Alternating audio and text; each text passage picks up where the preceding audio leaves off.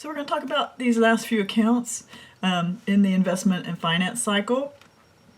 One thing you need to understand is derivatives and hedging activities. So derivatives are an investment that's value is derived from some other investment. So we typically think of these as things like stock options, commodities futures, right? Sometimes they're used for the purpose of hedging.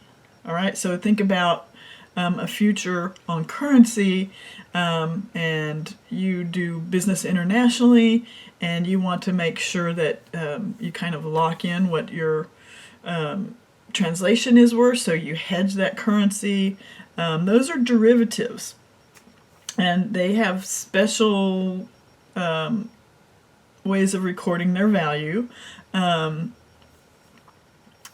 So depending on what you're doing with them, you need to understand, here's an investment. Oh, this isn't a derivative, right?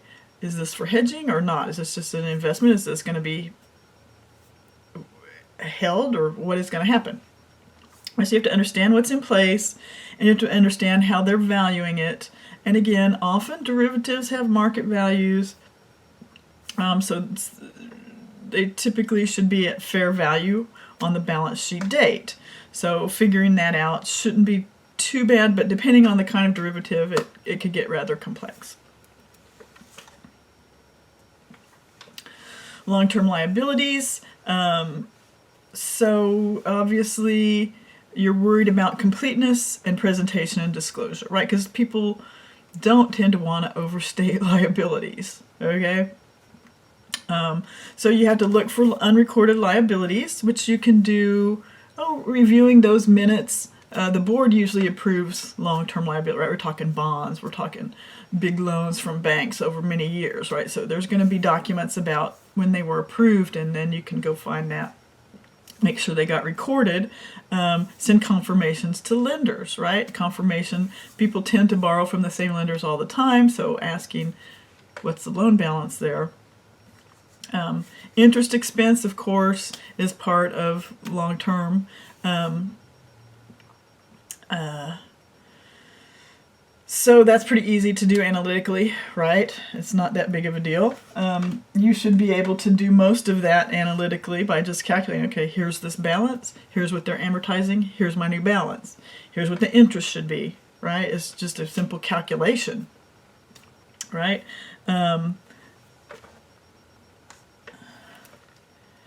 Could there be some off-balance sheet commitments?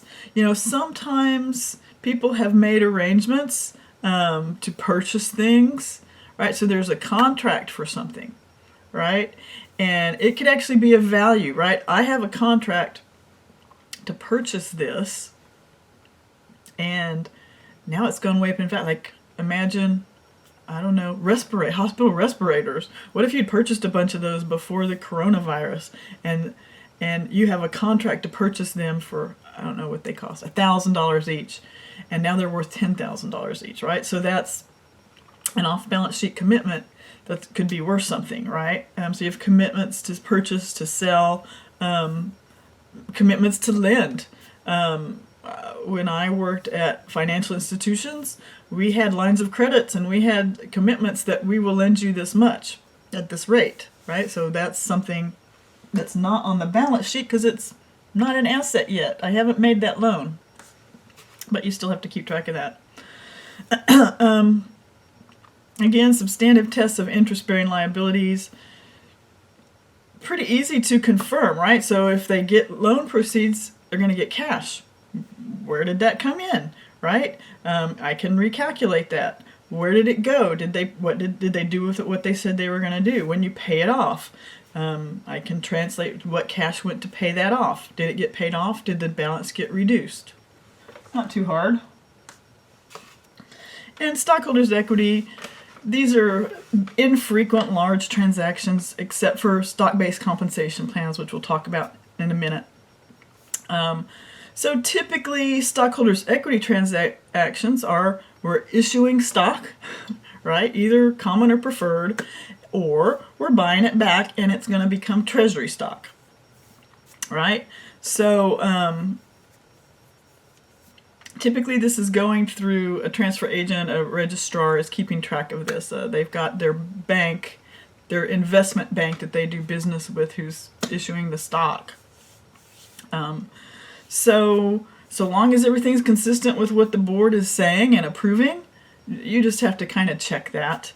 Compare what's going through the registrar with what the board's approving. But there's one little thing when it comes to stock-based compensation plans. So employees will sometimes get paid with stock-based plans, right? So you're going to get a bonus, it's going to be stock, or it's going to be stock options, so you can buy some stock, right?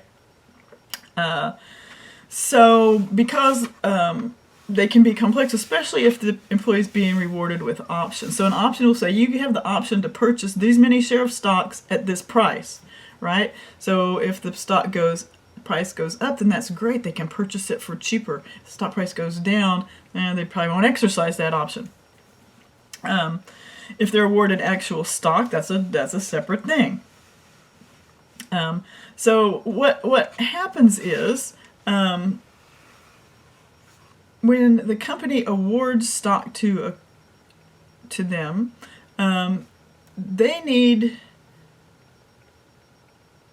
they credit their paid in capital, right? It's like the employee has paid in capital through work, right? And we typically think of stock as being paid in capital as being cash. It's not, but it can be expensed over the compensation period as their expense, and then salary expense, and then, or bonus expense, or whatever they're calling it, and then the credit paid in capital.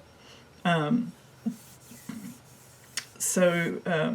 need to make sure they're recording it correctly. If it's an employee bonus, is it recorded correctly? And is it expensed correctly? Right? You're checking on that.